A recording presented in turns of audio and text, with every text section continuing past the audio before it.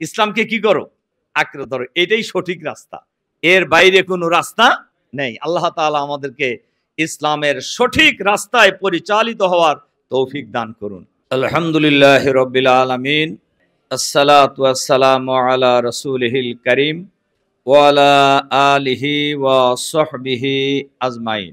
অতিথিবৃন্দ, সাংবাদিক বন্ধুগণ, সম্মানিত আল্লাহর মেহমান ভাই ও বন্ধুগণ, আসসালামু আলাইকুম ওয়া রাহমাতুল্লাহি ওয়া বারাকাতুহু। আল্লাহ তাআলার দরবারে শুকরিয়া, যিনি মেহেরবানি করে আজকের এই অনুষ্ঠানে আমাদের উপস্থিত হওয়ার সুযোগ দিয়েছেন, বিশেষ করে আমাকে উপস্থিত হওয়ার সুযোগ দিয়েছেন। প্রায় হাজারের কাছাকাছি হজ যাত্রী ভাই এবং বোনেরা এই অনুষ্ঠানে উপস্থিত হয়েছেন। তাদের দোয়া নেওয়া আমাদের জন্য একটা বিরাট সুযোগ হয়েছে। হজ সবার ভাগ্যে হয় না। রাসূল সাল্লাল্লাহু আলাইহি সাল্লাম বলছেন, বুনিয়াল ইসলামও আলা খামসাতিন। ইসলামের বুনিয়াদ কয়টা? 5টা।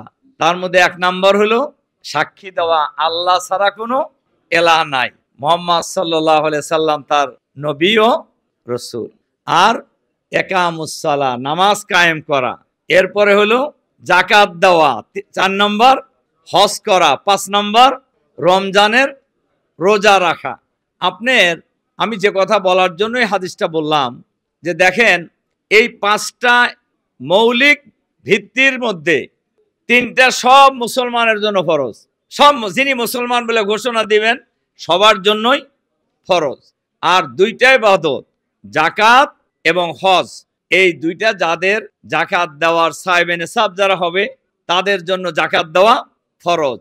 আর হজ করার সামর্থ্য যার আছে তার জন্য হজ হলো ফরজ। এই যে হজ করার সুযোগ আপনারা পেলেন, এটা কি সৌভাগ্যের বিষয় নয়?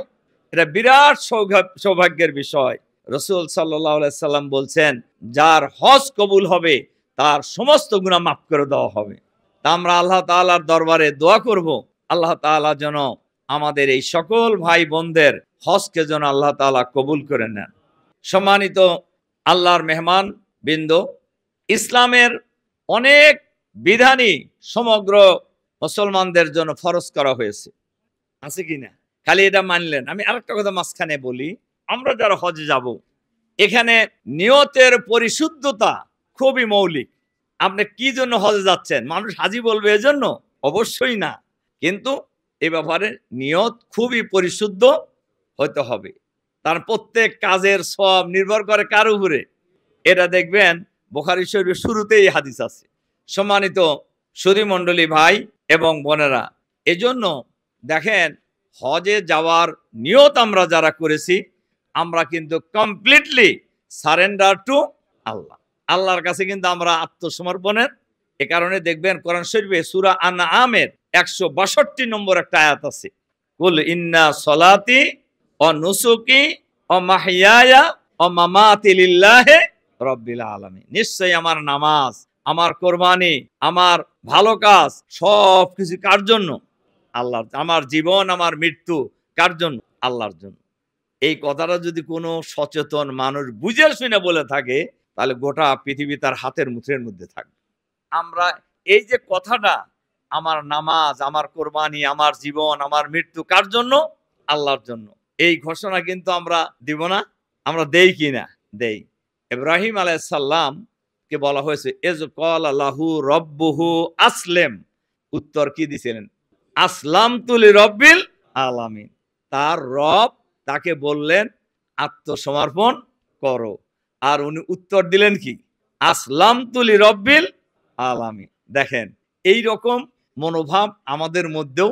আরেকটা জিনিস বলি, হজ কিন্তু একটা বিরাট আবেগের ব্যাপার। আবেগ না? অনেক আবেগের ব্যাপার। আমি যখন ছাত্র শিবিরের কেন্দ্রীয় সভাপতি ছিলাম, ওই সময় আমার 2 বার যাওয়া হয়েছে হজ করার জন্য। তো আসলে হজে যাওয়ার যে একটা আবেগ, মানে হজের হুকুম আহকাম মানার ব্যাপারে যে একটা বিরাট আগ্রহ, এইটা আপনারা যখন যাবেন দেখবেন আপনাদের মধ্যেও তৈরি হয়ে যাবে।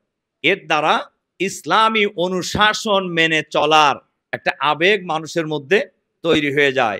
ইসলামী অনুশাসন মেনে চলার একটা অনুভূতি মানুষের মধ্যে তৈরি হয়ে যায়। ইসলামের অনুশাসন মেনে চলার জন্য আমার জীবন, আমার মৃত্যু সবকিছুই আল্লাহর জন্য উৎসর্গ করার একটা মানসিকতা তৈরি হয়ে যায়।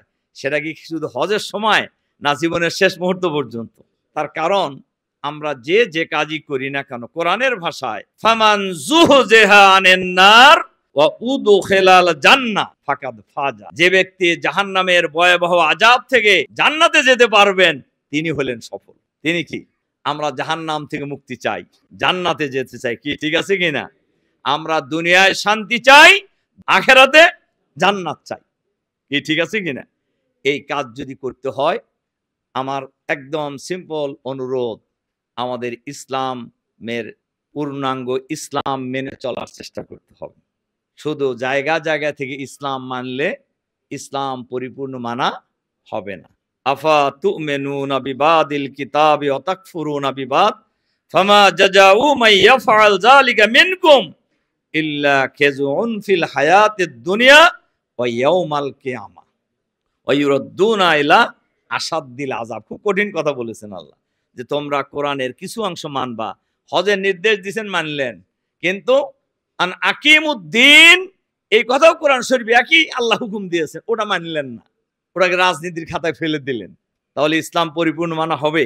আমি সহজ বোঝার জন্য কথাটা বললাম আর কি। আল্লাহ এখানে বলছেন যে কোরআনের কিছু অংশ মানবা আর কিছু অংশ মানবা না, এরকম যদি তোমাদের মধ্যে কেউ থাকে, দুনিয়ায় অপমানিত হবা, আখেরাতে কঠিন আযাবের মধ্যে নিক্ষেপ করা হবে। এজন্য সম্মানিত সুধীমণ্ডলী, আসুন আমরা হজ, আল্লাহ তাআলা যেন আমাদের সকলের হজ কবুল করেন, এর জন্য আমরা আল্লাহ তাআলার দরবারে দোয়া করব। আল্লাহ তাআলা যেন আমাদের মকবুল হজের সব আল্লাহ তাআলা যেন আমাদেরকে দান করেন, আর এর সাথে সাথে আমরা যেন ইসলামকে পরিপূর্ণভাবে মানতে পারি। ওমাই ইয়াতাসিম বিল্লাহ ফাকাদ হুদিয়া ইলা সিরাতিম মুস্তাকিম। ইসলামকে তোমরা আঁকড়ে ধরো, ইসলামকে কি করো? আঁকড়ে ধরো, এটাই সঠিক রাস্তা, এর বাইরে কোনো রাস্তা নেই। আল্লাহ তাআলা আমাদেরকে ইসলামের সঠিক রাস্তায় পরিচালিত হওয়ার তৌফিক দান করুন, আমিন। এ কথা বলে আপনাদের জন্য তো দোয়া করছি, আল্লাহ তাআলা যেন আপনাদেরকে সহি সালামতে এই হজের সকল হুকুম আহকাম পালন করার তৌফিক দান করুন। আর আমাদের জন্য আপনারা দোয়া করবেন। দুইটা বর্ণনা আছে, একটা রাসূল সাল্লাল্লাহু আলাইহি সাল্লামের বরাত দিয়ে, একটা ওমর রাদিয়াল্লাহু তাআলা আনহুর বরাত। একজন বলছেন যে, হে আমিরুল মুমিনিন, আমি তো এবার ওই জায়গায় যাওয়ার, হজের যাওয়ার চিন্তা করছি। তো ভাই, এই ভাইয়ের কথা যেন মনে থাকে। তার মানে দোয়া এমন একটা জিনিস, এমন যে জায়গায় দোয়া কবুল হইতে পারে সেই জায়গায় যারা যান, আর যারা যেতে পারেন না তারা তাদের কাছে কি থাকে? হ্যাঁ, দোয়ার কাঙ্গাল থাকে। আমরা ওই রকম দোয়ার কাঙ্গাল আপনাদের কাছে। আপনারা দোয়া করবেন আমাদের জন্য, আল্লাহ তাআলা যেন আমাদেরকে আবারও যাওয়ার তৌফিক দান করেন, আমিন। আসসালামু আলাইকুম ওয়া রাহমাতুল্লাহি ওয়া বারাকাতুহু।